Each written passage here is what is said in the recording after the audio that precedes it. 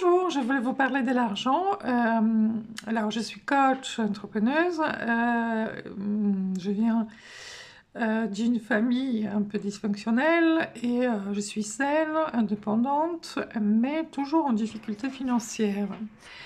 Je sais que l'éducation financière, c'est quelque chose de très important et du coup, je l'acquiers depuis de longues années.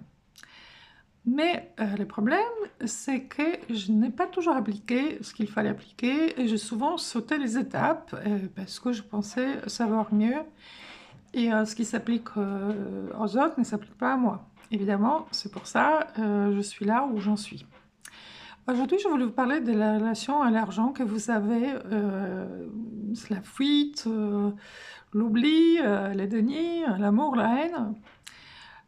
Pourquoi j'ai le problème de l'argent? Pourtant, je suis quelqu'un d'hyper responsable et surtout, si on n'est pas responsable, la réalité est que quand vous êtes seul, vous devez assumer la responsabilité de vos actes. Du coup, vous finissez par faire bien des choses.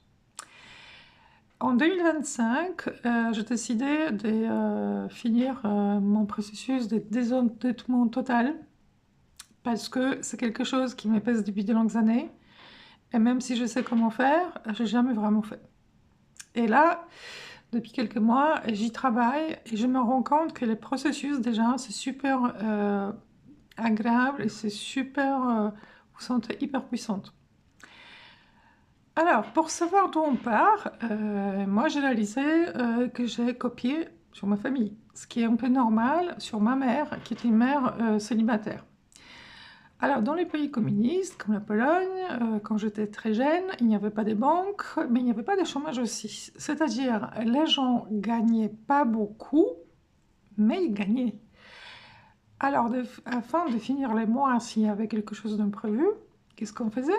On allait voir la voisine ou la copine pour emprunter de l'argent jusqu'au prochain salaire, parce qu'on savait que tout le monde avait de rentrées d'argent, il n'y avait pas de chômage. Du coup, c'était les moyens tout naturels et tout logique de trouver les solutions à court terme.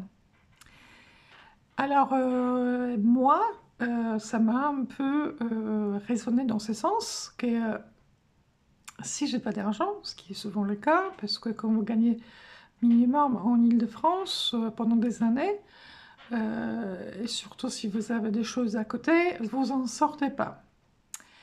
Par contre, aujourd'hui, pour emprunter de l'argent, ben, il n'y a plus de copines, il n'y a plus de voisines. En France, l'argent, c'est un sujet tabou, ce qui n'est pas le cas des autres pays.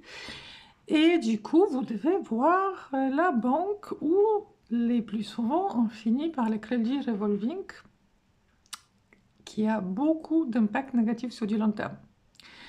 C'est pour ça, en fait, évidemment, la façon dont ma mère s'en sortait, c'était tout naturel, il n'y a rien, j'ai aucune critique là-dessus. Par contre, le fait que je copie sans prendre en compte d'autres possibilités, c'est un peu bébête. Moi, je pensais que c'était obligatoire de trouver de l'argent pour s'en sortir, c'est-à-dire vous creusez le trou. Mais il y a d'autres moyens. Du coup, regardez un peu votre histoire familiale pour un peu comprendre vos mécanismes avec l'argent. C'est très utile. Je vous y encourage et vous pouvez me raconter votre histoire.